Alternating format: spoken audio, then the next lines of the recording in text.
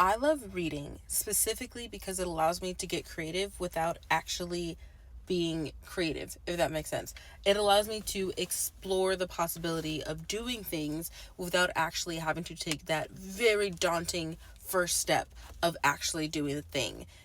That does that make sense? It allows me to like to take the first step to doing that thing without actually making up my mind to do the thing. That doesn't make any sense. Okay. Anyway, for example, okay, I'm currently reading the book Babel, which I thought was Babel, but they say it in the book Babel. I think it's because of English accent. I'm not sure. Babel.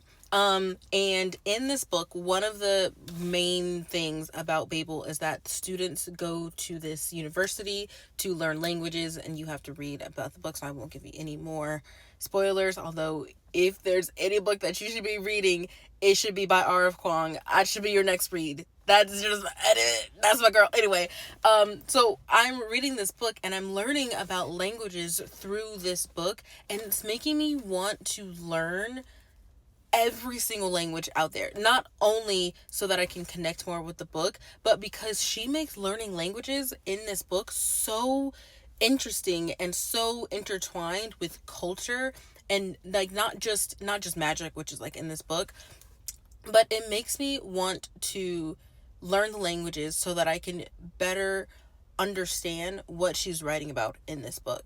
And also, it makes me want to be these characters in this book. I want to learn German and French and Chinese and Mandarin because I want to be like these characters. These characters who are beyond smart, who are beyond like indescribably in tune with cultures and with everything happening around them because they have the words to describe what's happening around them.